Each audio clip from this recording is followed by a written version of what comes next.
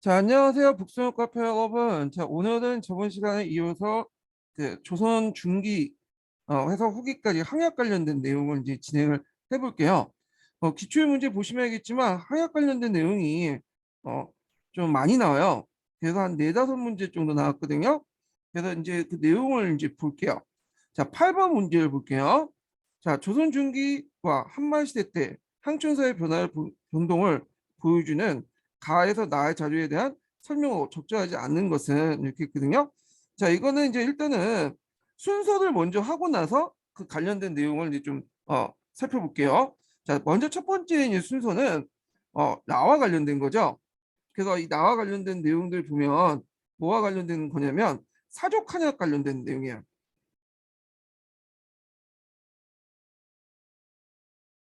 그래서 이제 사족한약 관련된 내용인데 요거는 16세기 때 그 사족들이 그 양반들이 자신들의 어떤 권한을 확대시키기 위해서 이제 이렇게 했는데 16세기 때 이제 그 시작된 사족헌약은 9년 단위로 유황소에서 항해를 개최했고요. 그래서 이 항해에 이제 참석할 인원을 항안에 기록을 했죠. 그래갖고 이제 항안에 입록했다 이렇게 됐잖아요. 자, 그리고 이제 한겨를 통해서 통제를 했다는 걸 좀 기억을 해두시면 되고요. 그래서 일단 이 항안에 등록돼 있으면 그 지방의 그 양반으로서 인정받는 거야. 네. 그래서 이 16세기 때 사륙항약 관련된 내용이고요. 자, 그 다음에 이제 두 번째가 이제 뭐냐면 나죠. 나. 자, 여기 보면 이제 그 난의 우두머리가 뭐 정소를 하거나 이게 이제 상소를 올리거나 항해에 드는 비용을 마련하고자 통문을 돌려 돈을 거두는 일은 관아에서 특별히 지시하여 엄하게 금하여야 한다. 그래서 그래 근래 삼남의 소란스러운 것은 이들 무리가 길러낸 것이다. 그래서 이제 우리가 여기 단서를 이제 알 수 있는 것은 요 삼남의 소란스러운 거는 거죠. 그러니까 요거는 19세기 한 중반 정도 이렇게 보시면 될 것 같아요. 자, 그래서 여기에서 이제 항해라는 것은 되게 이제 정부 입장을 때 상당히 금지되는 항해를 얘기를 하죠. 근데 이제 항해가 다 모두 금지된 건 아니고요. 19세기 때 중반 때는 주로 이제 정부와 밀착돼 있는 그런 이제 수정 항약 같은 경우에는 인정하는 분위기죠. 근데 그때 항약은 되게 어용화됐기 때문에 새로운 항약이 필요했어요. 그래서 이제 이때 뭐 이해라든지 도해 이런 항약들이 만들어지죠. 누가? 요 부민들이 그러니까 예전에 뭐 신양이라고 불렸던 그런 사람들이 이제 만드는 거예요. 근데 이 사람들이 왜 이렇게 만들었냐? 18세기 때까지는 나름대로 물론 이제 항약에 기대서 항약이 점점 이제 부세 자문기구 변질됐다고 하지만 나름대로 작부지하에서 이 사람들은 면세 특권도 있고 나름대로 이제 기득권이 있었는데 19세기 중반 들어가면서 세도 정치가 강화되면서 이제 수령이나 아전층들이 직접 징수를 바꾸죠. 작부지에서. 자, 그래서 이들의 이제 특권도 폐지가 돼.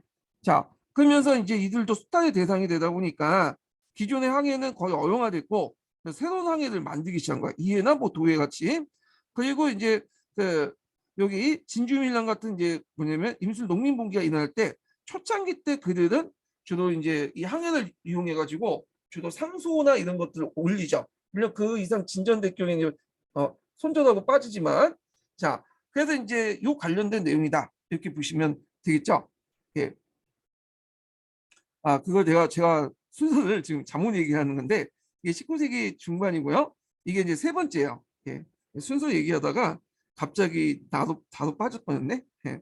두 번째가 여기죠. 이두 번째가 그래서 이게 첫 번째고 이게 두 번째예요. 이게 세 번째고 세 번째부터 얘기를 했어요, 제가. 예. 그럼 두 번째는 뭐냐? 두 번째는 뭐냐면 이제 내용을 보면 이게 이제 어디에 실린 내용이냐면 적영의 목민신서에 관련된 내용이에요. 그래서 근래 아전의 풍습이 나날이 변하여 하찮은 아전이 길에서 양반을 만나도 절을 하지 않으려고 한다. 아전의 아들 손자로서 아전의 역을 맡지 않는 자가 고을 안에 양반을 대할 때도 맘먹듯이 너나 하면서 자자를 부면서 다시 예의를 차리지 않는다. 이 말은 뭐냐면 예전에 이제 자기 아내로 봤던 이 아전들이 양반들하는 태도가 글러먹었다. 뭐 이런 내용이야. 그러면 그 아전들이 권한이 이렇게 뭐냐면 아전들이 이렇게 나오냐 다 이유가 있죠. 왜냐면 대개 이제 그 18세기 넘어가면 여기 18세기 때 이제 중후반 때 상황인데 자, 요때 들어서 이제 수령의 권한이 커지게 돼요. 그래서 이제 사족들은 이제 뭐냐면 권한이 이제 약화되고 수용될 권한이 커지죠. 왜냐하면 예전에는 사족들에게 향촌 자치를 맡겨놨는데 정부가 그러다 보니까 이제 여러 가지 문제점이 일어난 거야. 어떤 그 불당 정치의 말피하나 이런 등등. 그래서 이제 그 수용될 권한을 점점 강화시키고 선원들의 권한이 강해지니까 그 밑에 이제 아전들이 또한 권한들이 강해지죠. 그래서 이제 18세기 중후반부터는 사족들이 향촌을 장악하는 게 아니라 수용과 아전들이 향촌사를 장악을 하게 돼요. 예, 요걸 얘기하는 거죠. 그래서 이걸 바탕으로 19세기 때 수령의 직접 징수제가 실시되는 거죠. 그래서 요게 이제 18세기 중후반 상황이고요. 이게 이제 두 번째죠. 이것도 여기가 19세기 중반 때 상황이고. 자, 그 다음에 이제 네 번째가 이제 마지막을 보면 간데, 자, 요거는 이제 뭐와 관련된 내용이냐면 간은 제2차 갑오개혁과 관련된 내용이야. 그래서 이제 제2차 갑오개혁 때 항해 조계라는 것을 발표하죠. 그 다음에 항해 판무 규정 이런 것들을 이제 공표해. 아마 이제 이거는 뭐냐면 유럽의 영향을 좀 받은 것 같아. 약간 이제 지방자치죠. 그래서 이렇게 지방자치의 어떤 발달 이런 것들을 이제 좀 깨하기 위해서 이런 걸 한 것 같아요. 그래서 이제 그 지방 주민들이 그 지방행정단위의 공공사무를 처리에 참여할 수 있도록 규정을 한 거야. 그래서 이거는 제2차 갑오개혁 관련된 내용이다. 네 번째죠. 그래서 순서를 정리해 보면 16세기 때 첫 번째 사족하에 관련된 내용이 요 라와 관련된 내용이고요. 두 번째로는 이제 18세기 중후반 때 이때 이제 그 국가의 권한이 강해지죠. 양총사를 장악하면서 수용과 아전들 권한이 커지면서 아전들이 이제 양반들을 그렇게 대놓고 무시하는 그런 영상들을 보이는 거고요. 그다음 세 번째로는 19세기 중반 때 그 당시 밀란이 일어났는데 그때 초창기 때 이해와 도회 같은 이제 그 새로운 학력들이 등장해서 그 당시 요구국민들이 정소나 뭐 상소 올리는 단계까지 참여했던 거 이렇게 있고 마지막으로 이제 항해 조교나 항해 그 판무 규정 같이 지방 항해를 일종의 지방자치의 수단으로서 이용했던 그런 것들 보였다. 제2차 가보기 때. 그래서 순서는 라, 그 다음에 나, 그 다음에 다, 예, 그 다음에 가 이렇게 있죠. 그래서 이제 이렇게 있고 그래서 요거는 맞죠? 나나 다 가 이렇게 있고요. 그러면 이제 일단 문제를 이제 보죠. 이게 틀린 것을 이제 찾으라니까. 자, 가를 통해서 정부와 사족대 권한을 강화하고 항해를 전국적 차원에서 제도했으면 알 수 있다. 이렇게 했는데 요거는 이제 언제 때나 16세기 때라고 볼 수 있죠. 16세기 때. 그래서 이거는 약간 이제 뭐와 관련된 내용이냐면 그 조광조의 개혁하려고 하는데 조광조 개혁. 조광조가 이제 항약을 널리 보급을 하려고 했잖아요. 근데 이때 보급된 항약은 개별 항약이 아니라 전국 항약이야. 그래서 근데 이게 전국 항약을 왔는데 이걸 누가 주도했냐? 수령이 주도했죠. 그러니까 원래 조광조가 이게 그런 의도로 이제 한 건 아니에요. 조광조 입장 때는 사족의 권한을 강화시키고 이거 정부가 이제 주도 정부가 이제 전국적으로 한약을 보급하면 사족대 권한을 강화시키고 뭐 그런 주장을 했는데 막상 그 항약을 너무 전국적으로 제도하다 보니까 이게 수령들이 그 주도를 했거든. 그러니까 수령항하고 바뀌게 된 거야. 그래서 조광조도 그거에 대해서 반성을 하는 그 발언이 나와요. 그 뒤에 있는 내용이죠. 10번 문제. 그래서 이제 조광조 관련된 개혁이다 이렇게 보시면 될 것 같고요. 그 다음에 이제 그러니까 일단 틀렸죠 이거는. 이거는 시기적으로 너무 더 뒤떨어졌죠. 나는 통해서 향리의 사회적 위상이 높아지고 향리가 항촌사에 홀대했음을 알 수 있다. 예, 그거 볼 수가 있죠. 예. 자, 그 다음에 그 달을 통해서 밀란의 지도층들이 항해를 활용해요. 농민의 동원했음을 알 수 있다. 이것도 이제 알 수 있죠. 예, 밀란의 지도층, 노후국민 계층들이 이렇게 있는데 주의할 이들은 좀 한계가 보이긴 해요.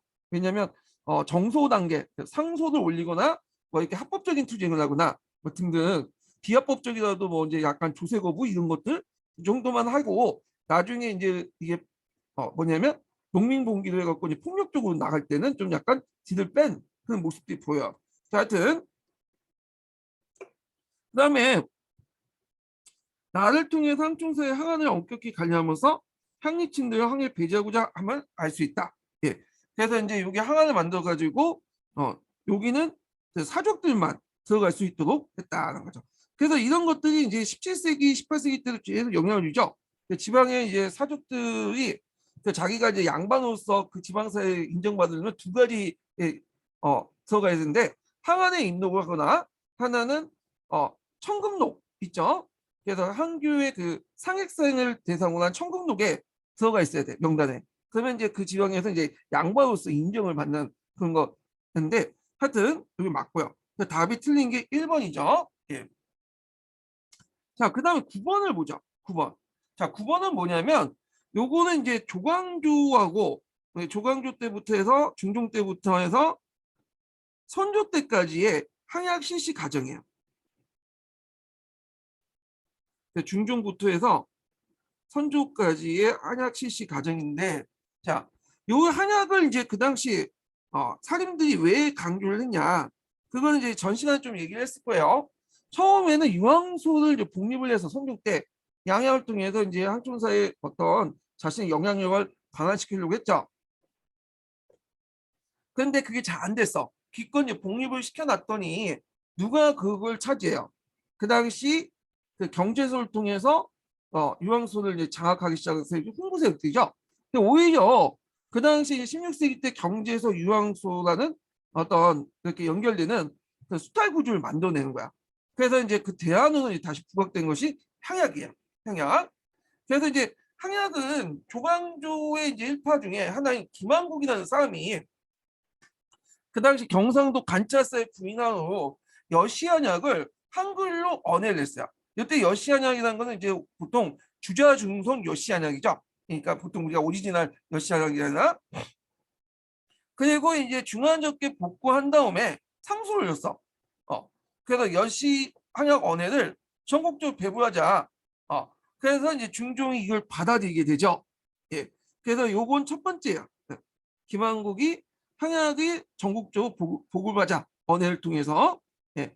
그래서 이제 이런 내용도 있다는 걸 좀 기억을 해두시고요. 이 내용이 이제 주의가 없어 알기 어려우므로 상세히 언해하여 사람들이 보고 바로 해독할 수 있습니다. 이렇게 이제 했던 거죠. 자신이 예전에 경상도 관찰사로 경험했던 방역 보고 운동을 바탕으로 이런 것들을 얘기를 했고요. 자, 그 다음에 이제 이게 두 번째가 이제 뭐냐? 두 번째가 다죠. 자, 4번은 이제 뭐냐면 이거는 이제 어떤 거냐면 이거 난곤의 상소인데, 난곤은 그 당시 이제 중종 때 어떤 사람이냐면 이제 반정 3대신 있죠. 반정 3대신의 그 밑에 있었던 그 뭐냐면 부장 정도 되는 사람이에요. 예. 그래서 하여튼 이제 훈척 대신이라 보시면 돼요. 자, 모든 사람들에게 약정을 법을 가르쳐 이 지경이었다.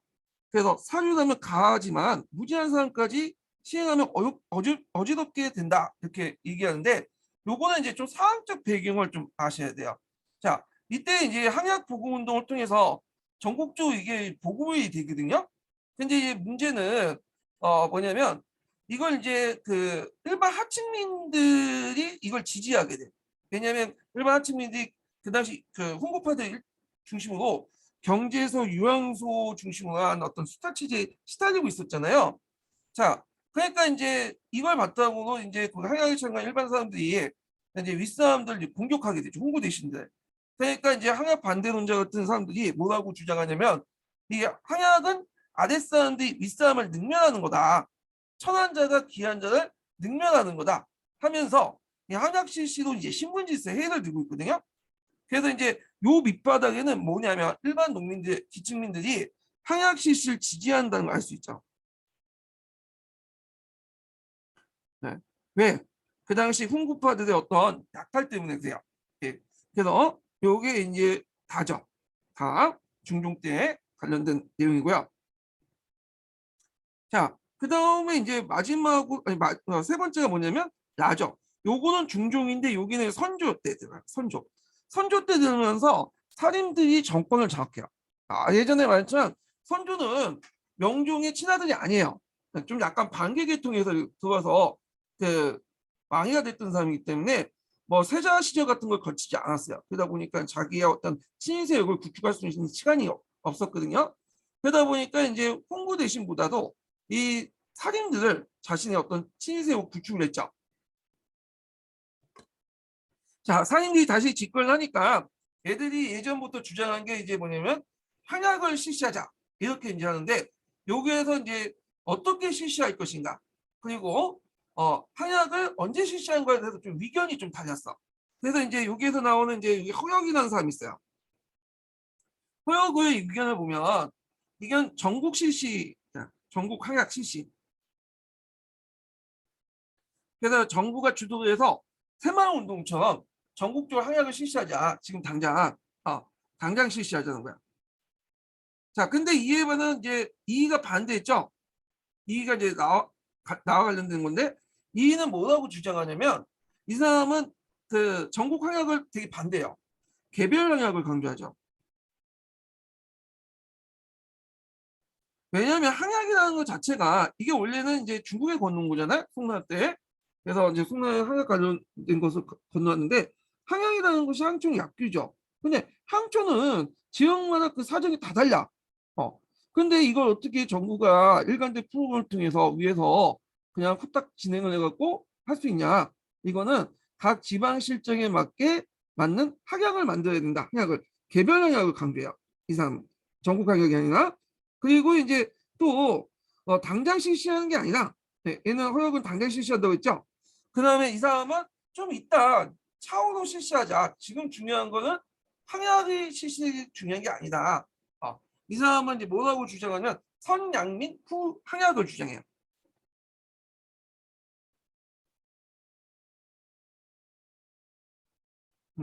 자, 그래서 이제 여기가 이제 요 밑에 있죠. 이가 자 의식이 족한 연후에 예를 알게 되니 추위와 군짐을 우는 백성들 강제 예절을 찾을 수 없다. 먼저 백성들 먹고 따뜻하게 뭐냐면 백성들 가난을 구제한 다음에 얘네들이 배가 어느 정도 따뜻한 다음에 배부른 다음에 따뜻한 집에 살고 배부른 다음에 항약을 실시할 수 있다는 거야. 백성들이 어느 정도 경제를 풍요한 다음에 항약을 실시할 수 있다.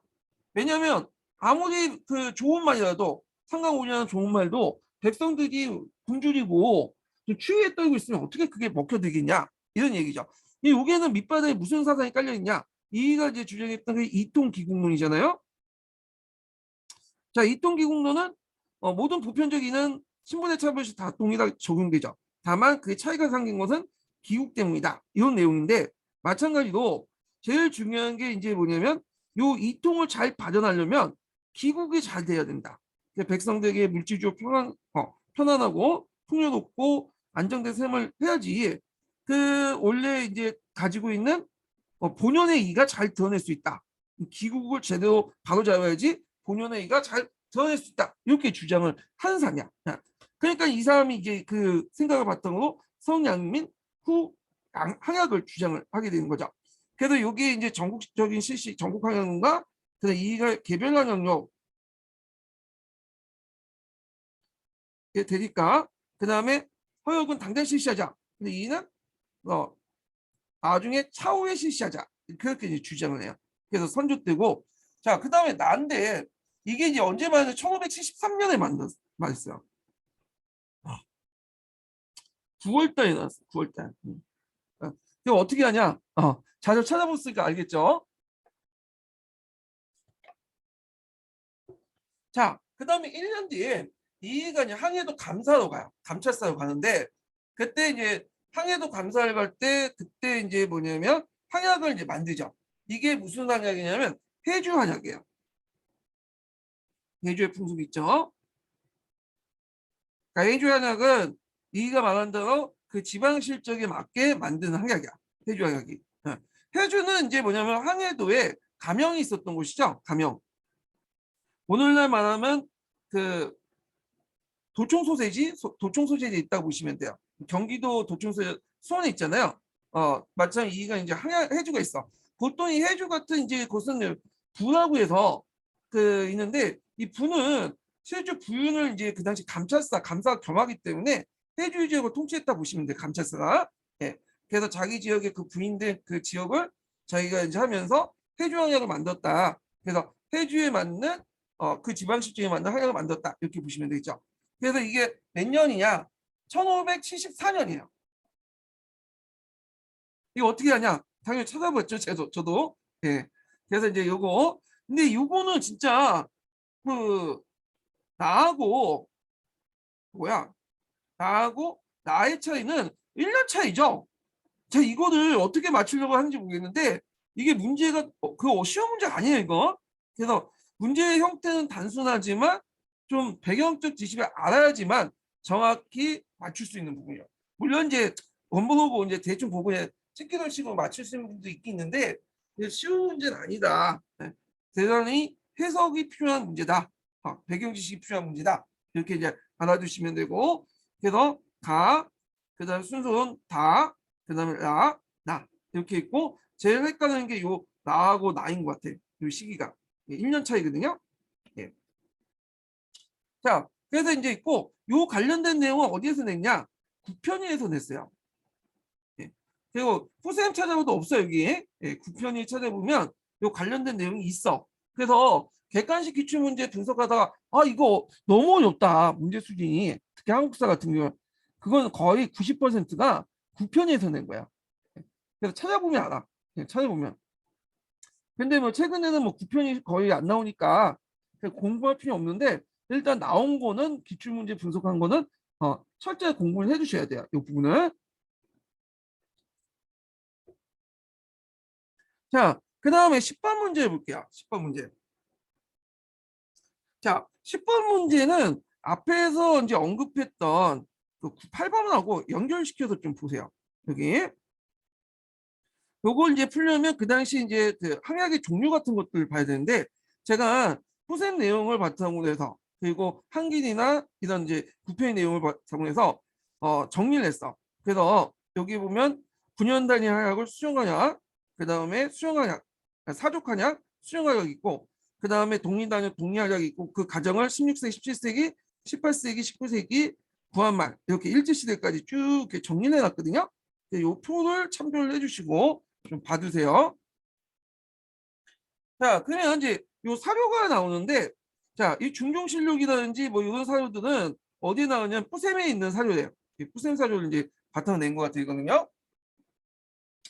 자, 간호안의 기획과 니은의 운영 주체의 차이점을 쓰시오. 이렇게 했는데, 자, 뿌셈에 의하면 운영 주체에 따라서 세 개 항약으로 나누죠. 사족 항약, 그 다음에 수용 항약, 그리고 주연 항약이라고 또 하기도 하고 그런데 그 다음에 여기 또 마지막에 뭐야? 독리항약. 이렇게 있고 여기는 이제 보통 9년 단위 좀 큰 행정 단위고 그 밑에는 이제 마을 단위도 이제 하는 거죠. 근데 여기 보면 대상형 조광유가 이르기를 지금 시시한 땡땡 기억은 대단히 촉박하여 왕도에 어그러진다 이렇게 있는데 여기에 들어갈 것은 뭐냐 하면 수령항약이죠.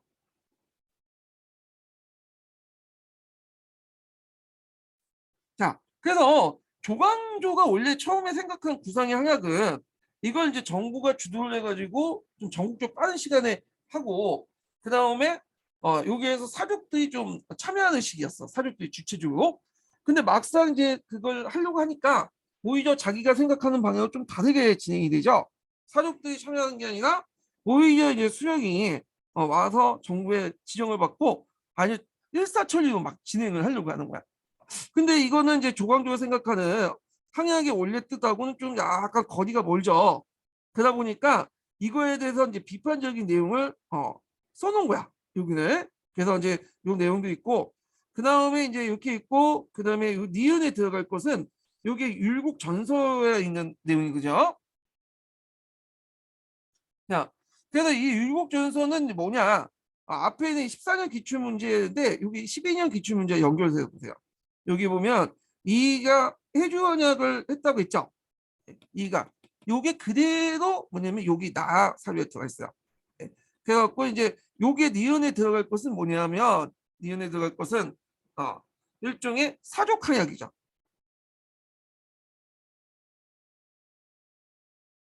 그래서 이제 조광조나 앞에서 얘기한 허영이나 그런 사람들은 한약을 전국적으로 실시하자 이렇게 주장했는데, 조광조가 원래 했다가 이제 사족들이 자연스럽게 참여할 줄 알았지 수용 한약이란 말이야. 그러니까 이 같은 경우는 개별 한약을 강조하고 자기가 부임한 곳에 해주 한약을 뭐냐면 실시를 했죠. 해주의 지역에. 이게 해주 한약 관련된 내용이에요. 요 나사요가.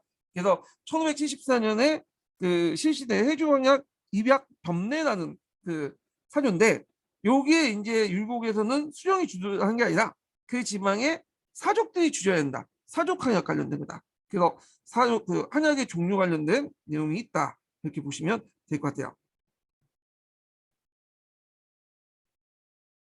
자, 그래서 이제 이런 내용들 좀 기억을 해주시고요. 자, 그 다음에 11번 문제 보죠. 11번 문제. 자, 11번 문제 보면, 자, 이거는 이제 조선시대 때 이 상속 관련된 문제거든요. 그래서 이제 여기 상속 관련된 문제인데 그 내용을 보죠. 자, 조선시대 때 어느 양반 분재기의 일부입니다. 자, 여기에다 분재기라는 것은 뭐냐면 여기에서 제자가 재물을 나눠준다는 거죠. 네. 그래서 이제 뭐 토지라든지 그다음에 노비, 그다음에 등등등을 나눠주는 거야. 네. 그래서 이제 있는데 요거는 사료적 가치가 상당히 높아요. 어떤 측면에서? 그 당시에 이제 사회 경제사를 연구할 때 1차 사료 사용한 거죠. 예. 그래서 이제 있는데 요 지역은 이제 이 사료 자체는 부안 김씨 우방 공문서라는 사료거든요. 요거는 이제 몇 년에 했었다면 그 16세기 때부터 쓰였던 거예요. 네, 16세기. 그러니까 요 사료가 이제 쓰여졌던 시기는 대기 16세기 후반부터 해서 17세기 이렇게 넘어가는 그런 이제 중간에 있는 거. 애매한데 이제 조선 후기라고 이제 보면 되겠죠. 일단 예매한 시기지만 요때 쓰여진 거다. 이렇게 보시면 될 것 같아요. 자, 그러면 이제 거기에 보면 밑줄친 가의 유사한 상속 간행이 학생되었던 시기에 나타난 친족제도의 변화 내용을 쓰고, 자, 이들 입증한 다양한 형상 사이의 가운데 세 가지 쓰시오 이렇게 했거든요. 자, 그러면 이제 사용 내용을 보면 여기 이제 부모와 자식 간의 정은 남녀의 차이가 없다.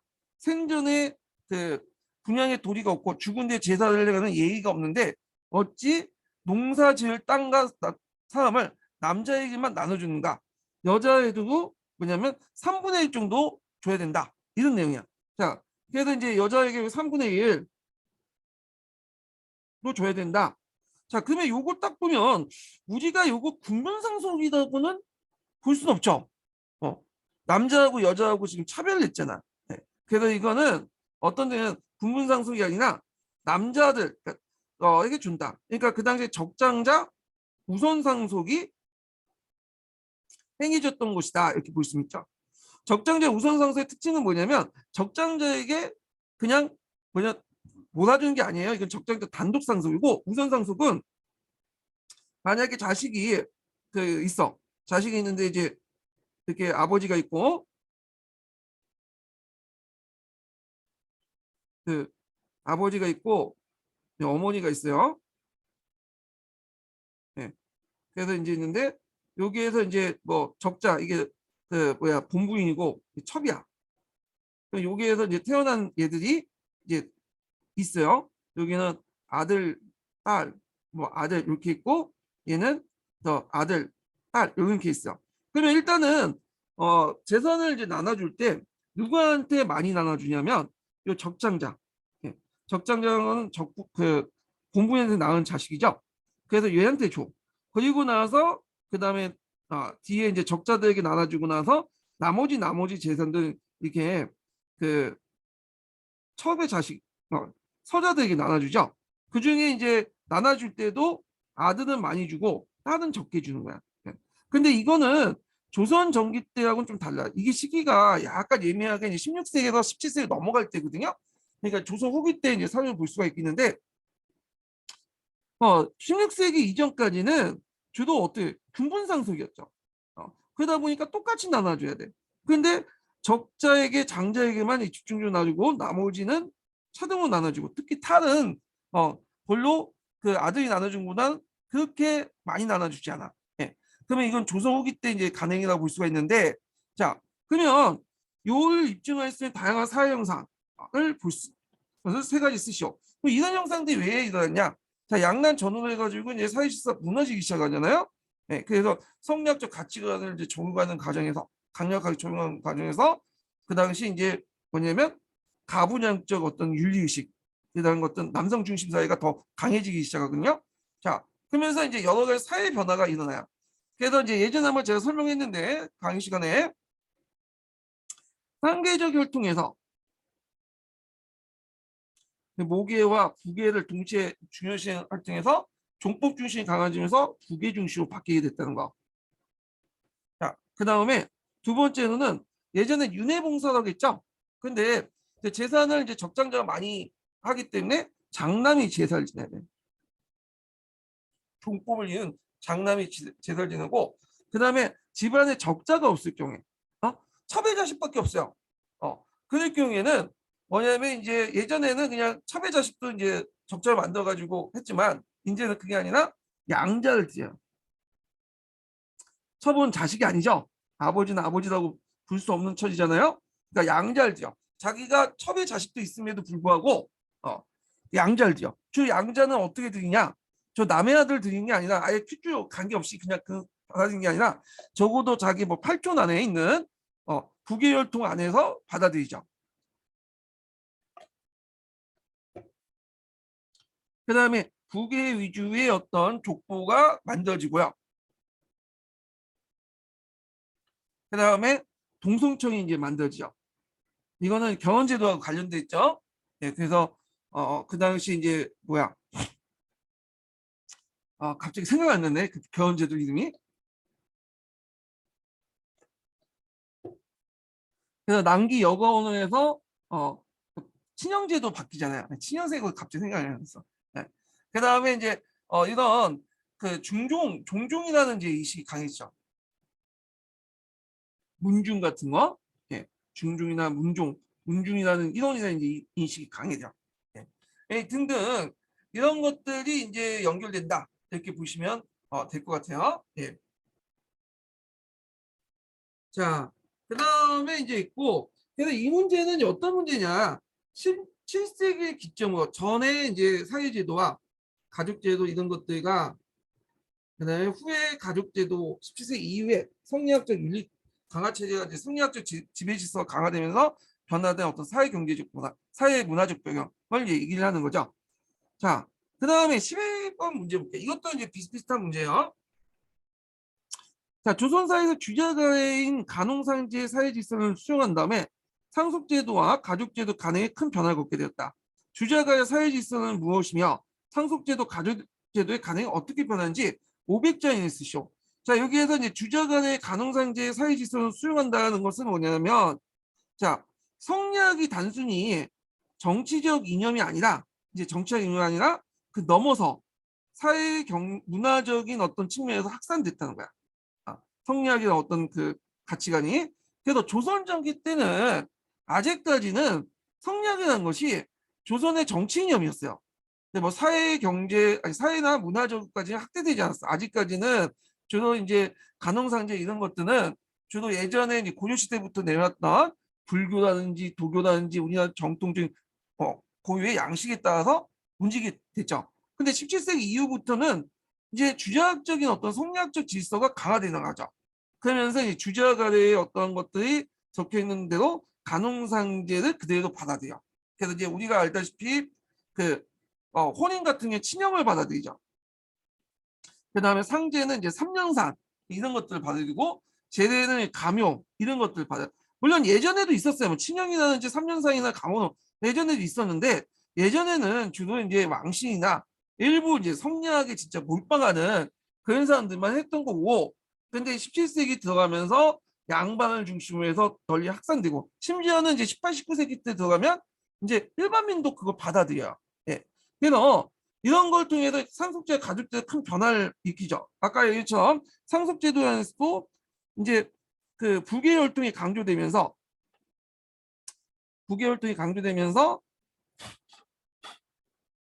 군분상속이 적장자 우송상속으로 바뀌게 되고요. 가족제도에서도 자 당연히 똑같이 나눠 가졌으니까 그때는 윤회봉쇄죠. 돌아가면서 아들 딸 돌아가면서 했지만 예를 들어 제사인데 가족들 간에 제사 관련된 거야.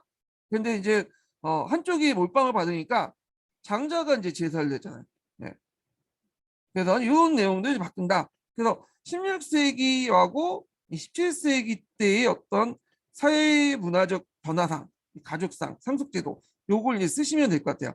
근데 이렇게 너무 강범위하게 물어보진 않죠. 이거는 예전에 이제 97년대 당시에 논술 형식이고 요즘에는 딱 제한된 형식으로 단답형으로 물어보다 보니까 이런 식으로 나오진 않지만 일단은 전반적인 사회 경제적 변화상을 기억을 해주시고 그 구체적으로 물어보면 제한된 형식으로 답을 쓰시는 것도 이제 필요하겠죠. 스킬도. 자, 그 다음에 이제 13번 문제 볼게요. 13번. 자, 다음은 이제 보기에 이제 글이 수록된 문헌은 이렇게 있는데,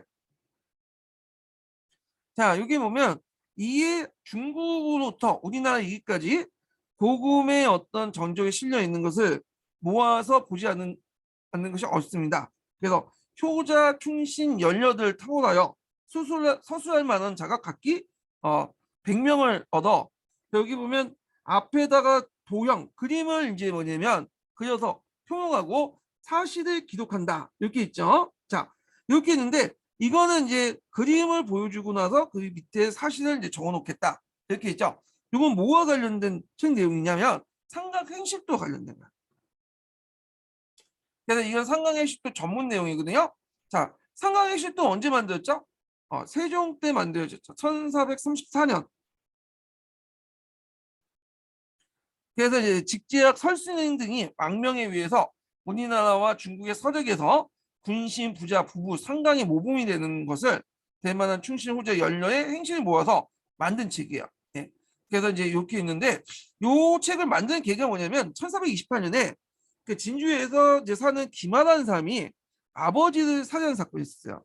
이건 진짜 그 친부모를 죽인 거잖아요. 지금도 용서받기 어려운 거죠. 그래서 강상죄예요. 그래서 조선시대나 고려시대 강상죄 걸리면 진짜 이거 극형에도 극형이야 무조건. 그래서 이제 이때 막 원본을 하라는 주장을 논의했는데 세종이 가만히 보니까 원본을 하더라도 왜 이런 풍조가 이런 형상들이 일어났냐 보니까 그 세상에 호행의 풍습이 널리 알릴 수 있는 서적이 없기 때문에 그렇다. 그래서 백성들에게 그걸 좀 읽게 하는 게 좋겠다 했는데 백성들은 까막눈이죠 대부분. 그러다 보니까 그림을 이렇게 뭐냐면 보여주면서 하는 게 좋겠다. 근데 그림만 있고 그 밑에 한문이 있으니까 좀 어렵겠죠. 교화의 필요성을 더 느끼게 된 거야. 그래갖고 이제 그림보다 더 효율적인 게 글씨죠. 그들 깨우친 건데 한자 넘어오니까 이제 한글 만들 필요가 있겠다 해서 훈민정을 만든 거 아니에요? 자, 그 다음에 2번을 보면 팔도지인데 물론 이거는 이제 다 오답이에요. 근데 이제 하나하나는 찾아볼 필요가 있겠죠. 팔도지지는 성종 8년에 편찬된 지지예요. 이거는요. 근데 국교운해는 조선 전기 때 신숙주나 정척 신숙주하고 정척 등이 왕명을 받아서 오해 예법과 절차 등을 그린 그 겉은 편찬인데 그래서 이제 오해란 건 뭐냐면 길래, 가래, 뭐 빌래, 빈내, 분내, 흉내 이렇게 이제 5개 그 내죠. 근데 이제 이 상황의 시도 같은 경우에는 주로 백성들 대상으로 한 건데 이 국조회의는 왕실이나 국가 행사를 할 때 하는 거야. 이거는 좀 대상이 달라요. 그래서 이거는 이제 성종 때 마련된 거죠. 성종 때. 성종 때. 근데 이제 한 통을 보면 세종 때 이걸 썼다 이렇게 돼 있더라고요. 틀려요. 한 통 보면 한국 통문 보면 내용에 오류가 있어 좀. 자, 그다음에 4번을 보면 홍해 강릭도 그러니까 정확한 명칭은 풀네임은 홍해 강리 역대국 지도예요. 주제도 말하는 거고 홍해 강릭도는 홍해 강리 역대국 지도는 외워두시라고 했어요. 제가 수업 시간에 이거 왜 그러냐? 이거 예전에 지휘과 그 문제와 관련돼서 나왔어요. 그래서 이제 우리 이제 한계를 보면 거기 앞에 세계지도 하나 보이죠? 예전에 고지도. 요게 이제 홍해강 역대 우치도야. 네. 그리고 이건 태종 때 만들었어. 자정승, 김사영과 이무 같은 사람들이 와서 만든 건데 여기 보면 많은 데는 중국이 크게 그렸지만 나름대로 약간 다른 나라도 크게 그렸고 한반도도 좀 크게 그렸고 그죠. 그리고 그 당시에 이제 뭐 유럽이라든지 그 당시 또 아프리카 같은 것도 표시돼 있어요. 그래서 이 당시 이제 그 원나라를 통해서 좋은 세계 그 여러 가지 지리적 어떤 정보들을 바탕으로 만들었다. 홍익강의 역대국지도. 자, 근데 이제 뒤에 넘어가면 훨씬 더 뭐냐면 그 세계 폭이 좁아지죠. 중국은 이따만하게 그리고 한국은 요따만하게 그리고 일본은 이렇게 그죠. 그래서 이제 어떤 중화적 세계관이 더 강화된 세계 지도인데 세계 지도가 보이는데 홍해강이 역대국 지도처럼 이제 조선 초기 때 만든 지도는 그래도 중국 중시지만 나름대로 실측을 하려고 나름대로 반영했다. 나름대로 정확히 표현하려고 반영을 했던 지도다. 이렇게 보시면 될 것 같아요. 자, 그 다음에 14번 문제 보자. 자, 14번은 이제 내용을 보면 이거는 유황소 관련된 내용이야. 앞에 이제 유황소 관련된 내용도 있었죠. 여시아냐하고 이제 있는데 가는 이제 유황소 관련된 내용이고요. 그 다음에 나는 여시아냐하고 관련된 거야. 다 기준하고 연결돼 있어요. 예. 그래갖고 이제 있는데 자 여기 보면 이제 김종지의 아래기를 고려태조는 여러 곳에 영을 내어 바르고 천년한 선비를 모아서 향리들의 불법을 규차했고 간사한 아절이 저절로 없어졌는데 500년간 그 풍화를 유지했던 거 그 때문입니다. 우리 조정에서 이시의 난이 일어난 후에 멋멋이었대. 자, 이시의 난이 혁파된 것은 뭘까요? 이건 유황소죠. 유황소가 이때 왜 혁파됐어요? 이시야는 때. 이시야가 유황소를 기점으로 일어났잖아요. 네. 그래서 이제 혁파된 거야. 근데 주의할 것은 우리가 이제 유황소 혁파를 이시야한테 다 없어졌다. 이런 식으로 이제 좀 이해하면 편하겠죠. 근데 기록에 보면 유황소는 이미 하삼도를 중심으로 해서 점진적으로 폐지되고 있었어요. 네. 그래서 그게 기출사료에 나왔죠. 근데 이제 이시야는 때 이제 강북 지역이나 강북이란다. 강북이나 네. 강북이나 간서 지역, 네, 요 지역이 이제 폐지됐다 보시면 돼요. 위시년 때. 그래서 이제 완전히 철폐됐다. 이렇게 보는 거 되겠죠. 자, 그래서 이제 있는데, 그래서 가나카 아전대 불의의 자행에서 건국한 지 100년이 못 돼요.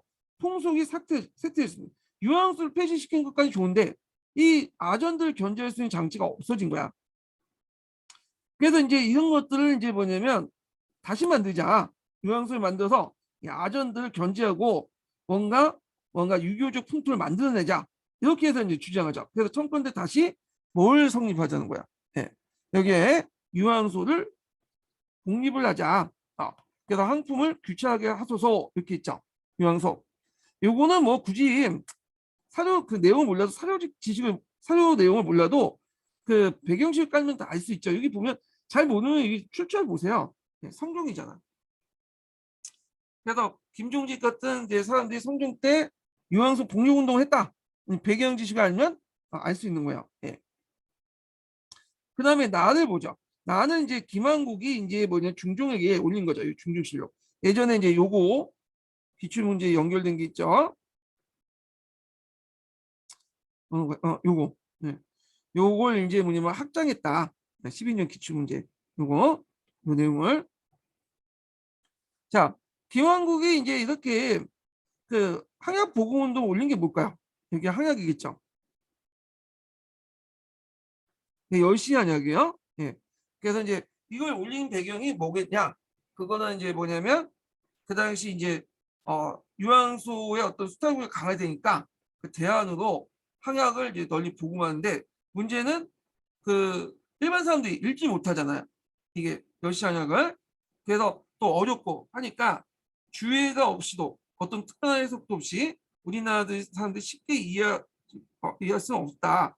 그래서 신이 언해를 언해라는 건 이제 한글로 번역하는 거죠. 그러니까 주의가 없으면 도저히 이해할 수 없고 또 한자가 적혀 있으니까 또 이해할 수도 없겠죠. 그러니까 이걸 한글로 쉽게 풀이하자. 그래서 이제 그 관련된 내용이에요. 여기에 들어갈 것은 여시아냐, 여시아냐. 근데 이제 보통 한문 사전에서는 여시하냐 이렇게 되는데 문제는 우리나라에서 여시하냐 가면 보이시나 여시하냐를 뜻하는 게 아니거든요. 주로 주자가 그 여시하냐를 보고 적은 주자 증손 여시하냐를 얘기해요. 그래서 조선시대 때 여시하냐라는 것은 그냥 이게 다 하나의 길면 크니까 플레임을 좀 하니까 단쪽에서 주자 중성 여시하냐 여시하냐 여시하냐 돼요.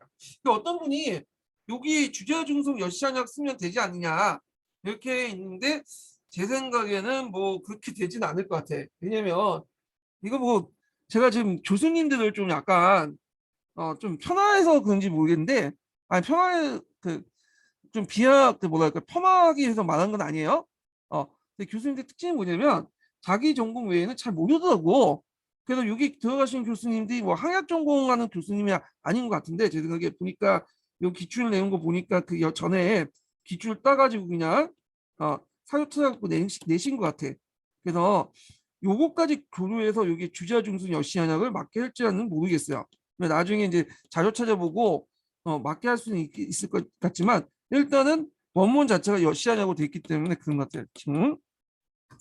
자, 하여튼 이렇게 이제 있고 자 그러면 이제 좀 내용을 볼게요. 자 기획에 이제 공통으로 들어가는 기구의 명칭을 쓰시오. 유황석 금방 나오죠. 그러니까 이들 다시 성립하고자 하는 정치적 의도가 실패하게 된 이유를 쓰시오.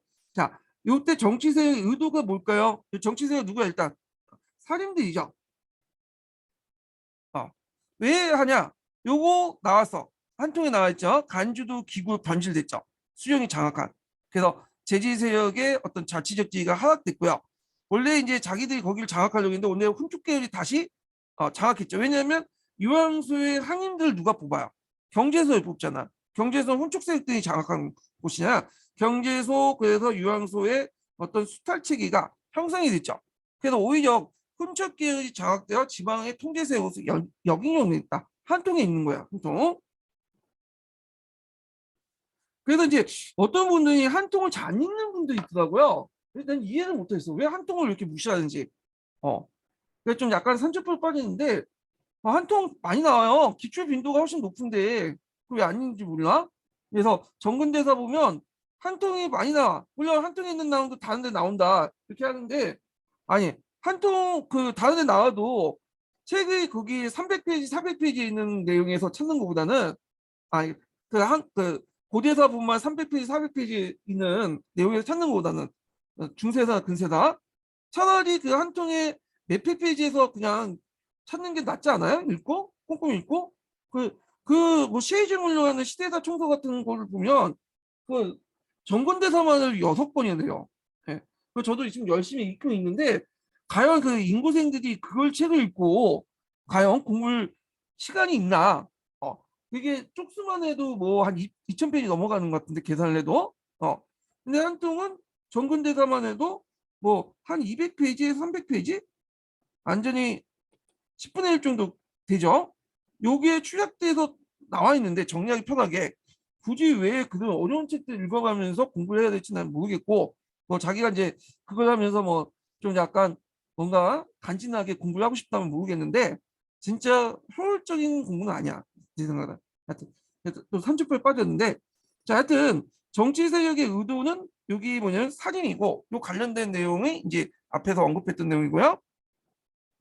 자, 그 다음에 니은의 문헌의 명칭 여시하냐, 여시하냐 있고 그리고 이제 유사다 말은 제가 모르겠지만 이제 어떻게 채점될지 모르지만 주자 중손 여시하냐 이렇게 될 수가 있겠죠.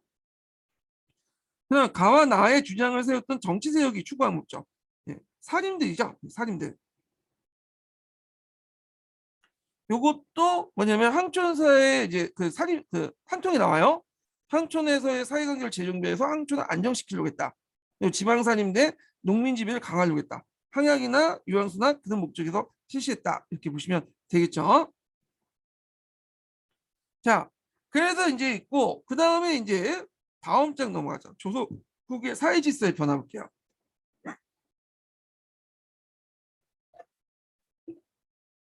자, 1번하고 2번은 문제가 그렇게 어려운 건 아니에요. 예. 이거는 뭐 고등학교 수준에서 된 것 같아요, 보니까. 자, 보면 다음 표는 조선 후기 때 울산 지방의 신분별이죠. 이게 못하네요. 자, 신분별 인구 구성의 실상이다. 그래서 이와 같은 신분 구조의 변동을 가져오게 된 주된 계층은 이렇게 있죠. 자, 여기 보면 자, 이 비중을 보면 양반이 뭐 그 19세기 중반에 67%고 상민이 18.2%고 노비가 14%인데 여기에서 눈에 띄는 것은 양반 수는 점점 올라간다는 거죠. 비중이. 근데 이에 반해서 상민하고 노비 수는 점점 하락하는 거야. 예. 그러면 이때 이제 상민 중에서도 합법적인 비합법적인 방법으로 양반으로 등록되는 사람들이 많았다는 거잖아요. 예. 그러면 이들은 주로 누구냐? 그 등업되는 사람들. 주로 돈을 많은 상인들, 분홍 계층들이죠. 분홍. 그래서 1번이 분홍이 될 수 있다. 물론 이제 해석에 따라서 어떤 분은 상인이나 장인들도 돈 벌어갖고 양반이 될 수 있다. 이렇게 하는 것 같지만 물론 그럴 수도 있어요. 예. 그런데 이제 교과서나 통론적 관점에서는 1번이 답이에요. 1번이.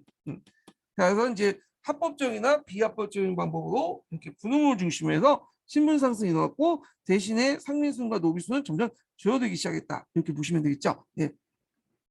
근데 좀 약간 뭐 인구와 관련은 없는 내용이지만 이 표 자체에 대해서 좀 약간 학계에서 문제가 좀 지적하는 게 많아요. 아무리 양반수가 그 당시 증대됐다 해도 울산 지역에 60% 넘는 사람이 양반이겠냐. 왜냐 동학농민운동 때 그때 정읍 인구를 구성을 했던 것도 양반이 5%도 안 된다고 그래요. 양반이 그렇게 많은 수가 있지가 않거든요. 그래서 이게 양반이라고 하지만 실제 양반이라는 말은 신분상 개념의 양반이 아니라 이게 이제 보통 이제 호족에 있는 거죠. 호족 같은 경우에는 이제 직역 관련된 분포도가 있어요. 직역을 맡으면 그 당시 양반이라고 지칭했고 양반호 이렇게. 그래서 이거는 직역을 맡은 사람이 있지 않느냐 울산 지역에 그걸 나타내는 것이다 이렇게 보고 있는데 뭐 그것까지는 알 필요 없겠죠. 자, 하여튼 그냥 이런 관점이 있다는 걸 이제 알려드리는 거고. 자, 그 다음에 이제 2번을 볼게요. 자, 2번도 이제 보시면 알겠지만 여기 양반호, 평민호, 천민호 같은 게 있어요. 경북 위성 지역의 신분별 이제 농지 소유 관련된 내용이죠. 그러면 이제 여기에서 이 차를 통해서 파악할 수 있는 당시 사회 형상과 거리가 먼 것은 이렇게 있는데 일단은 이제 2번, 1번을 보면 빈농층의 강범위하게 존재됐다. 이렇게 볼 수가 있죠. 그걸 알 수 있는 게 뭐냐면 여기에서 볼 수 있듯 비율이 상당히 높죠. 일속 이하가. 그래서 이런 것들은 거의 이제 뭐 토지를 조금 갖거나 그렇게 이제 적게 아주 갖고 있는 사람인데 그래서 신분에 상관없이 이제 양반호든 평민호든 천민호든 이그 토지 소유가 되게 적어. 이거는 그 당시에 어떤 모습을 이제 보여주고 있냐면 조선 후기 때도 가면 강정이 확산이 되잖아요. 그러다 보니까 토지 소유권이든 경작권이든 한 사람들 집중에 몰빵을 하게 돼요. 예. 그러면서 이제 경작권이나 소유권, 토지 소유권이 있는 사람들은 되게 많은데 없는 사람은 없단 말이에요. 그래서 토지의 양극화, 사회계층 그 조선 그 농민계층 양극화 형성이 일어나는 걸 볼 수 있죠. 그래서 이거 보고 볼 수 있고요. 자, 그 다음에 평민과 천민의 분홍층이 존재한다. 이렇게 보면 자, 요걸 볼 수 있는 게 1개 이상 이렇게 보시면 되겠죠. 보면 이제 양반도 상당히 좀 많지만 제일 많겠지만 거기서 평민호나 그다음 천민호에서도 비중상 좀 있죠. 예. 물론 양반보다는 적긴 하지만 자, 그래서 요게 분홍층이 이제 존재한다는 걸 알 수 있고요. 그래서 세 번째는 자, 양반의 경제적 지위 약화. 그래서 그 위에 1개 이상 갖고 있는 사람도 있지만 그 밑에 빈농층도 많아요. 얘네는 어디 양극화가 더 심하네요. 양반 혼화에서 많이 갖고 있는 사람은 많이 갖고 적게 갖고 있는 사람은 적게 갖고. 그래서 이제 양반의 경제적 지위가 약화됐던 걸 알 수 있고 자, 토지 소유와 신분의 연관성 강화. 자, 전반적으로 볼 때 물론 밑에가이들은 이제 좀 약간 잘 사는 놈들은 좀 약간 있을지 몰라도 밑으로 갈수록 별로 없죠. 신분 관계가. 그래서 4번 이건 4번이야. 자, 그리고 참고로 조선시대 때, 고려시대, 조선시대 노비는 어, 토지를 소유할 수 있어요. 재산을. 이게 있어. 그래서 그 서양의 이제 노예하고는 달라요. 사유재산을 소유할 수 있고 심지어는 노비가 노비를 소유하는 경우도 있었어요. 이걸 중구라고 하죠. 중구. 구라는 것은 이제 노비를 뜻해. 얘는 사람이 아니기 때문에 이구자를 써. 그러니까 부가 두 번에 거쳤다. 중구라고 해. 얘네들은. 예. 심지어는 이제 그 기록에 보면 그 노비들이 돈을 많이 벌어서 그 자기 주인집 아들을 자기 집을 사는데 인부로 고용했다. 그런 내용도 있어요. 그래놓고 이제 고용해놓고는 더럽게 구박하고 막 갈구고 그래서 이제 그런 내용도 있는데 하여튼 이제 그런 것좀 같이 기억을 해두시고 자 그다음에 3번 문제 볼게요. 자 3번 문제 보기 전에 첫 번째 인증번호 알려드리겠습니다. 네, 첫 번째 인증번호는 80번이에요. 네, 첫 번째 인증번호 80번입니다. 자, 다음은 조선후기 때 새로 편찬한 경향의 사서에 관한 서술이다. 자, 읽고 물음에 답하시오. 자, 여기에서 이제 보면 조선후기 때 다양 급격한 사회 변동에 따라 새로운 역사 인식이 반영된 다양한 역사서가 편찬됐다. 예컨대 뭐 조희정의 호산외기 등 특이한 행적을 남긴 기술직 중인을 비롯한 의왕인들, 위양인들 중인을 얘기하죠. 42명의 정기인데 중간계층이 역사인식을 잘 보여주고 있는 역사서 편찬된다. 자, 이와 더불어 이 시기에 중간계층에 속한 지식인들이 스스로 자신의 역사를 정리했는데 자 여기에서 이제 이징웅의 편찬은 연조기가 달서정사에서 편찬한 규사 다만 이제 달서정사는 이제 중인들의 어떤 모임 집단 이런 것들 이제 볼 수가 있어요. 예. 자 하여튼 이렇게 있는데 여기에는 연조기감하고 규사는 누굴 대상하는 중인 중에 그래서 이제 여기 A와 B는 사서가 각각 서술 대상을 삼고 있는 신분의 구체를 쓰시오 이렇게 있거든요. 자 이게 04년도 기출 문제였거든요. 이 04년도 제가 이제 그때 시험을 봤어요. 네 번째 시험 봤던 거야. 요때 제가 이제 합격을 했는데 요걸 놓쳤어. 아, 네, 진짜 그때는 좀 통밥을 굴릴 거. 네, 통밥 굴리는 게 좀 약해갖고 그러는데 어차피 이제 중인이라고 했으니까 요 앞에. 네. 그러면 여기 중인일 거예요. 중인 관련된 계층이겠죠. 그래서 분명히 중인 중에 대표는 향리나 서울 중에 둘 중에 하나일 건데 저는 이제 어떻게 썼냐면 연조 기감을 서울로 썼고요. 서울로. 다시 그 규사를 향리로 썼어. 어, 그래서 보니까 거꾸로는 거야. 아, 그래서 이게 2점짜리 문제였거든요. 다 날라갔어. 네. 그래서 좀 통박 굴려갖고 어차피 잘 모르는 거였어요. 지금은 알지만 그 당시엔 좀 약간 듣보잡 같은 문제였거든요. 그래서 어차피 틀리면 그냥 서울로 다 쓸 것, 아니면 향리로 다 쓸 것. 요랬는데 내가 그때 이제 그 통법을 잘 못 굴려서 1점에 맞출 수 있는데 2점 다 날려갔어. 예. 하여튼 자 요게 이제 연조기금은 대상으로 했던 것은 이제 뭐냐면 향리죠. 향리. 자 그래서 향리의 역사 관련된 내용이고요. 그 다음에 이제 여기 보면 달선정사의 이제 그 서편한 규사는 서울과 관련된 서울. 규라는 건 해바라기 규자잖아.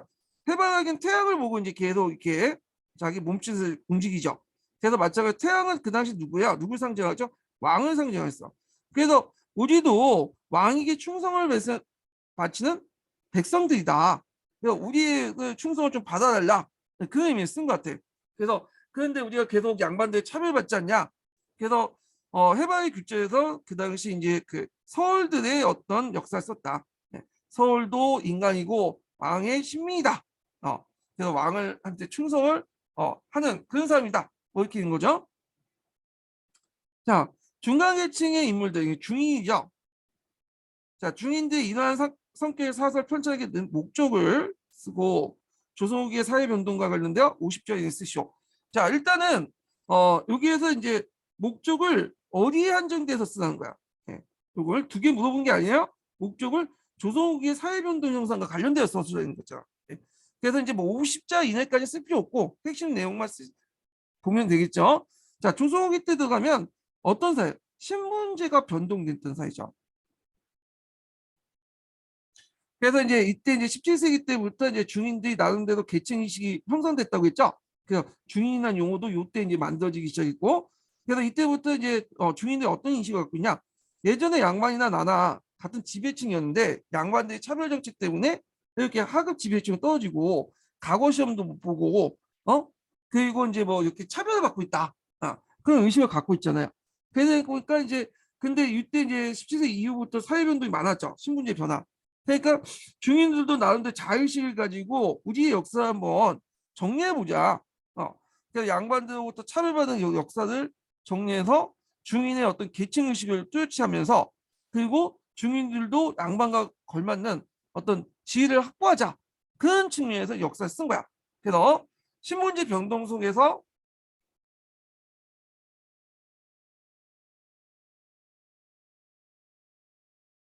차별받는 양반들로부터 차별받는 중인 계층의 역사 정체성이니까 그 다음에 이걸 통해서 우리도 양반과 걸맞는 신분이다 라는 그 신분 상승 운동을 표현했다 이렇게 보시면 돼요. 신분제 변동 속에서 신분제 변동은 조선 후기의 어떤 사회 변동 형성이죠.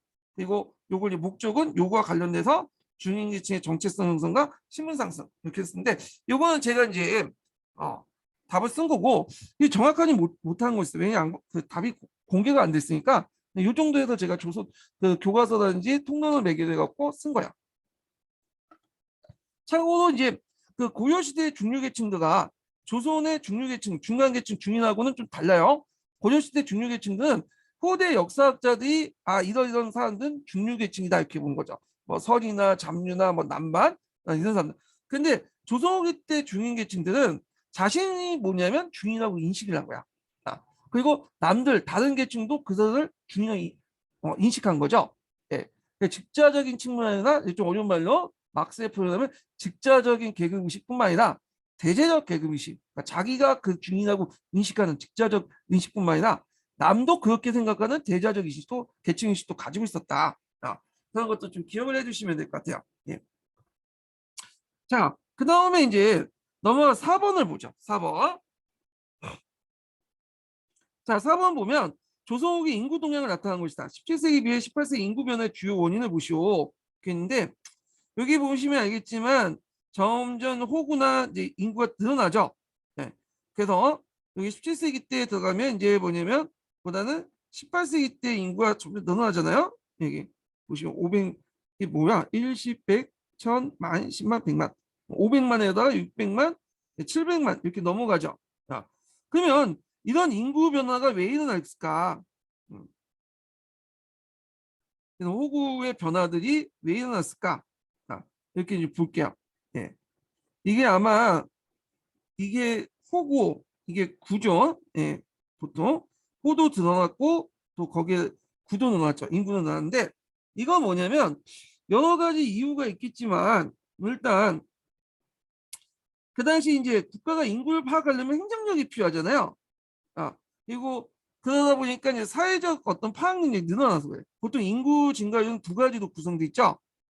증가는 인구는 이제 그 인구는 인구 파악은 이제 증가는 두 가지로 구성되어 있는데 하나가 사회적 측면도 있고 그다음에 또 하나가 출생하고 이제 또 관련돼 있죠.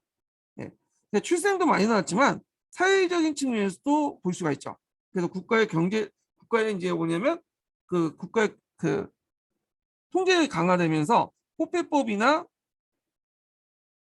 그다음 오가 작동법 같은 거 있죠. 이런 것들이 숙종 전후로 해서 확산이 돼. 이게 일반화돼요. 조선 전기 때는 그 띄엄띄엄 했잖아요. 이걸. 근데 이때부터 이제 뭐냐면 보편화되면서 국가가 인구를 파악할 수 있는 뭐냐 역량이 늘어나면서 이 인구가 늘어났다. 그래서 출생 같은 자연적 출생 외에도 사회적으로 파악할 수 있는 능력이 늘어났다. 그래서 답이 3번이 되겠죠. 자, 행정력이 강화되어 인구 종사를 철저화했다. 네. 그럼 나머지를 좀 볼게요. 자, 여기 보면 건전하게 정치가 운영되어 유민이 없었다. 요거는 좀 거리가 멀죠. 예. 현종 숙종 때부터 해가지고 이제 뭐냐면 좀 약간 사회가 혼란스러웠어. 예. 그리고 이제 이 당시 소빙하기 측면도 있어. 소빙하기 때문에 출생률이 많이 떨어졌거든요. 그 소빙하기도 해갖고 가뭄이 많이 들었어요. 그리고 그 당시에 이제 한국 정치에서 제대로 정치가 되겠어요? 이건 안 되고 유민이 없었다는 건 말도 안 되고 그 출산 장려로 신생아 출산이 증가됐다. 뭐 출산 장려 안 해도 그 당시에 뭐 피임법이나 이런 것들이 발달하지 못했다 보니까 보통 많이 났죠. 예. 그래서 이제 지리학에서 그러잖아. 초창기 때 인구 구조상에서 음, 다생 다산 다사 구조잖아. 많이 낳고 많이 죽어 또. 그래서 보통 11명 나면 두세 명 살아남는 꼴? 이 정도야. 자, 그래서 하여튼 뭐 이렇게 있고, 전염병이 돌지 않아 인구가 증가가 숨겼다. 아니죠. 전염병 많이 돌았어. 네. 정근대 시대 때는 전염병은 변수가 아니에요. 상수야, 상수. 네. 주로 이제 뭐냐면 천연두, 네. 홍역, 이런 것들이 많이 돌고요. 특히 가뭄이나 이런 것들 이제 나면 뭐 면역이 떨어져 더 돌죠. 뭐 이런 것들. 그래서 여기에서 적절한다면 3번 정도 될 것 같아요. 환경에 강화되어 인구 조사를 철저히 했다. 네. 그리고 약간 여기 비슷한 게 뭐냐면 청나라를 볼 수 있죠. 청나라 지저 문제하고 또 연결돼서 보시면 돼요. 지저 문제도 출산율이 증가한 것도 있지만 자연적 출산도 있지만 그 사회적으로 이제 뭐냐 국가 권력이 강화되면서 한 것도 있고 그 다음에 또 자발적으로 또 신고를 했잖아요. 지적 문제가. 사회적인 어떤 증가 요인도 있죠. 자, 이런 거 연결시켜서 한번 보시면 될 것 같고요. 그래서 이건 3번 관련된 내용이고요. 자, 5번 문제 볼게요. 5번. 자, 18, 19세기 때 조선의 이제 항촌사에 나타난 형상에 대한 설명은 옳지 않은 것을 이렇게 했는데, 자, 여기 보면 이제 내용을 보면 공동납의 학대. 예, 맞죠? 그래서 이제 예전에 얘기했을 거예요. 그래서 정부가 유민들이 많아지니까 이들을 이제 파악하기 힘들고 최소한의 어떤 것들을 확보하기 위해서 뭐냐면 독일이라든지 연대적인 공동납 이런 것들을 실시했다고 했죠. 그다음 강결사상 유행. 강결사상이라는 건 뭐냐면 일종의 예언사상이야. 예언사상. 그 우리가 알고 있는 이제 대표적인 게 정감록 그런 것도 있죠. 비기주 이런 것도 있고 자, 그 다음에 이제 맞고, 그 다음 동족불안의 증가. 이거는 결혼제도의 변화하고 연결시켜서 보겠죠. 그 친형제도가 이제 실시되니까 여자를 시집온 여자를 제외하고는 다 동성이에요. 동성촌이 양반들 중심으로 형성됐다. 이렇게 보시면 되고요. 그 다음에 사족의 한권 강화. 이건 아니죠. 사족의 한권 강화 형상은 16세기에서부터 해서 17세기 초중반까지. 자, 근데 이제 이 상황은 18, 19세기 때잖아. 그러니까 아니고 오히려 사족들이 약화됐죠. 예. 그래서 사족들이 약화되고 대신에 국가 권력이 이제 항촌사를 장악하기 시작했잖아요. 자, 그래서 이제 요거는 아니고 답이 4번이다. 옳지 않은 거니까. 자, 그래서 6번을 볼게요. 6번. 자, 6번 보면 조선후기 근대 지향적인 움직임에 대한 설명 옳지 않은 것은 뭐 이거는 교과서나 통론 위주로 이제 관점에서 보시면 될 것 같아요. 1번 보면 봉건적 신분 구조가 붕괴되는 가운데 양반의 수가 급증되고 지위가 향상됐다. 자, 양반의 수가 급증되고 지위가 향상됐다는데 요거까지 맞죠? 지위가 올라갔죠? 급증됐죠? 근데 지위가 향상된 게 하락이야. 이거는 이제 반상제 강화하고 연결됐어요. 보통 우리가 17세기 이후에 반상제가 강화됐다. 이렇게 이런 말 있잖아. 이거는 왜 반상제가 강화됐다? 우리 약화된 거 아니야? 아니죠. 반상제가 강화된 이유가 뭐냐면 17세기 이후에 양반이라면 유학코만 돼도 여러 가지 특권이 있잖아. 뭐 군역 특권도 있고 하니까 너도 나도 이제 개나 소나 뭐냐면 양반이 되겠다는 어떤 마음을 갖게 되죠. 양반과 상민의 차이가 확 생기니까. 그래서 이제 합법적으로 비합법적인 수 방법으로 양반수가 급증하면 거꾸로 이게 반비례 관계가 형성되죠. 지위가 항상 하락될 수밖에 없어. 양반이나 명품이 수 있는 거는 희소성 때문이야. 예. 그 수가 적기 때문인데 개나 소나 다 양반이 되면 이게 의미가 없는 거야. 예. 명품도 비슷하죠. 명품도 명품이가다가 뭐야? 명품이 시기성이 있기 때문에 시소성이 있기 때문에 근데 개나 소나 지금 명품 갖고 있으면 가치가 떨어지잖아. 요즘에 루이비통이나 뭐 이런 것도 같이 막 떨어진다고요. 예. 하여튼 요거는 이제 틀렸고요. 일단 1번이. 2번을 보죠. 영농기술 개발과 경영의 합리화로 농업 생산력이 올라갔다. 네, 맞죠? 그래서 이제 영농기술하고 이제 그 뭐냐면 경영의 합리화 이런 것들은 뭘까요? 강작 같은 거. 강작. 그래서 강작은 많은 토지에 적은 노동을 투입해서 생산을 극대시키는 거죠. 이게 가능했던 것이 이학법이라든지 경족법 이런 것들이 이제 가능했던 거고요. 그 다음에 적은 토지의 소득을 높이는 방법이 뭐야? 예, 이거는 이제 상품작물 재배.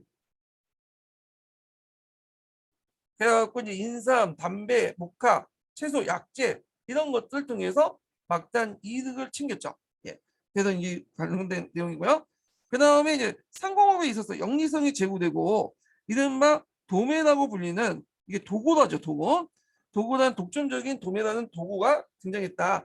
그래서 이제 매점 매석을 통해서 막대한 이득을 챙기는 그런 행위를 도구 도매라고 하는데, 자, 이런 걸 바탕으로 해서 그 당시 이제 뭐 경강상이나 이런 사람들이 합해자본을 이제 상업자본 축적을 하게 되죠. 그래서 4번을 보면, 자, 신학사상이 사회개혁 방향을 제시하고 동학이 창시되어 농민층을 중심으로 현실개혁의 사회운동을 정했다. 맞죠? 조선 후기 때 성리학적 지배의 그 이념이 무너지면서 이제 더 이상 이제 성리학을 가지고 사회 문제를 대처할 수 없죠. 거기다 외래 사상인 어떤 천주교도 유입되고 그러면서 신학이 등장하고 그다음에 동학 같은 것들이 창시됐다. 이렇게 보시면 될 것 같아요. 그래서 답이 1번이죠. 1번. 틀린 거니까. 자, 7번 문제 볼게요. 자, 복의 지배 세력이 등장한 순서 옳게 오는 것은 뭐 고등학교 정도 수준인데 차례도 좀 볼게요. 자, 먼저 이제 보니까 진골계층이죠. 네. 통일신라 때. 그다음 두 번째가 이제 뭐냐면 호족이죠. 네. 고려시대 때. 그다음에 세 번째 검문세족. 네. 고려시대 때죠. 근데 이 고려 초기 때고 이거는 거의 13세기 넘어가서 이거. 그다음에 니을이죠. 신진사대부. 네. 조선시대 때. 그래서 여기는 아마 그 고려 후기에서 이제 조선 초기 때를 얘기한 것 같아요. 왜냐면 뒤에 산인파가 있어갖고. 그다음에 산인파 16세기 얘기고. 그다음에 여기 이제 디귿이 노론. 이거는 이제 노론세가 18세기 이후죠. 예, 이렇게. 이거 근데 이거는 좀 약간 예민한 게 이 지배세력이 사회세력하고 정치세력이 플러스 된 것 같아. 예, 그런 걸 안 느끼세요? 좀 약간 분류 방법이 좀 그런데 산인파 같은 경우나 뭐 노론이나 노론 같은 정치세력이죠. 그다음에 검문세력이나 뭐 호족 이런 거 사회세력 이렇게 볼 수가 있나? 하여튼 정치세력하고 뭐 사회세력 같은 이거 혼잡할 것 같아요. 개념이 좀 성립이 안 되는 것 같은 그 일관성이 없는 것 같은데 중요한 건 아니니까. 자, 답이 2번이 되겠죠. 2번. 그래서 이게 답이 요겁니다. 예. 그래서 뭐 이런 문제는 안 나오겠죠. 문제가 쉽다 보니까. 예. 자, 그 다음에 이제 8번 같은 경우에는 뭐와 관련된 내용이냐면 그 당시 이제 그 임순 농민봉기가 이제 시작되니까 그거에 대응책으로서 이제 정부가 삼정 이정청을 만들고 그와 관련된 삼정 이정청 관련된 규범과 관련된 내용이야. 예. 요거는 좀 쉬었다가 진행을 하겠습니다. 예.